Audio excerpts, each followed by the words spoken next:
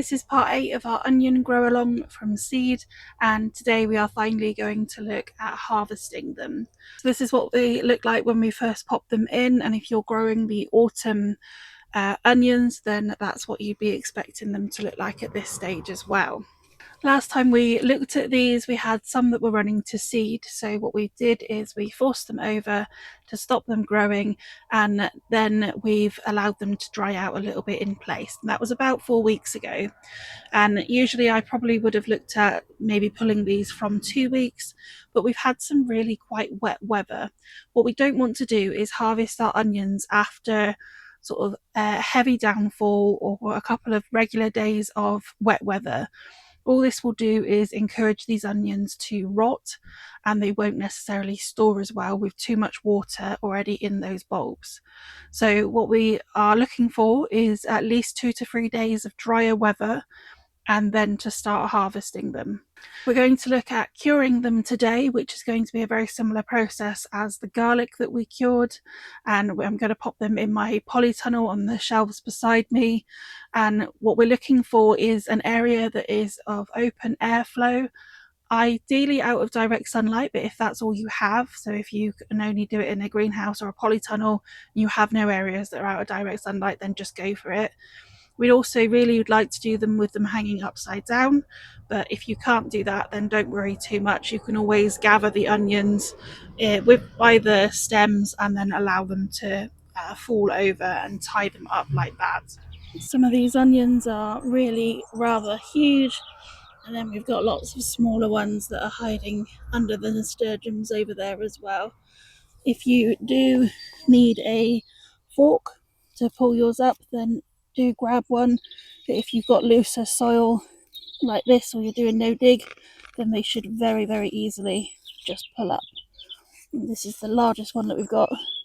It's absolutely huge.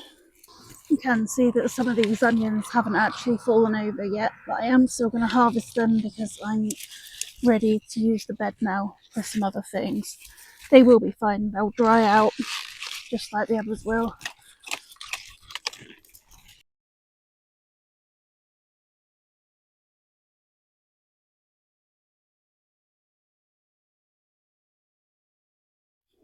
That's all the singles pulled up, and now we're looking at the ones that were multi-sown, which have also come to a really good size as well this year. They're going to be a bit harder to pull out amongst the nasturtiums. And then to put them out to dry, they are literally just going between each of the runs of my potting bench. This is an area where they won't get watered, so they can just continue to dry off down here. So we just need to thread the stems. Some are going to have more greenery, some of them are going to already have died back quite a lot. So just thread them through and pop them next to one another, but if you can, just a slight distance to avoid them touching.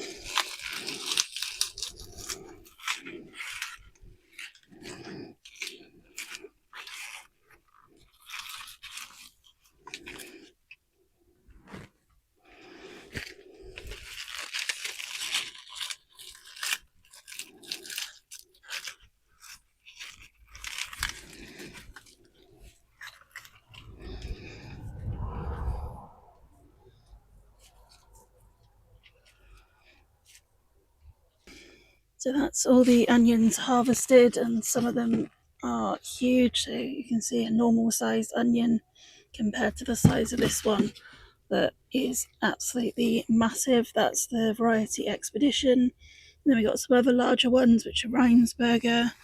And then these blush pink ones here are the Amposta Sweet Red. Then we got some Red Baron, as well as some Carmen Sweet Red onions. At the back there, we've got Utah White. Then we got a few of the variety Up to Date, which were from the Heritage Seed Library. And then also the Density 4. In total, we have 115 onions that are ready to be stored. And then I've got a few down here that have gone to seed, so they're going to come in the house to be used quickly. And a couple that were just too small really to leave out here. You do want to check on the type of onion that you've grown and how long they will store for. Some may need chopping up sooner, like the Utah white at the back there. They won't store for as long as, say, the onion density, which are a storing variety. So check that, and any ones that you need to use sooner, keep a closer eye on them once we have cured them, and you could always chop them up and pop them in the freezer as well. We've got a couple of bulbs that have split, which we will be looking at once they have cured, which we're looking at around sort of 4 to 8 weeks for curing these. But hopefully it can give you an idea of the difference between buying these as sets, which you'd pay quite a lot for, or this would be the equivalent of less than one packet of seeds, which I tend to buy from Real Seeds, and they are around £2.30 for around 300 seeds. So in my opinion, it's definitely worth doing it like this.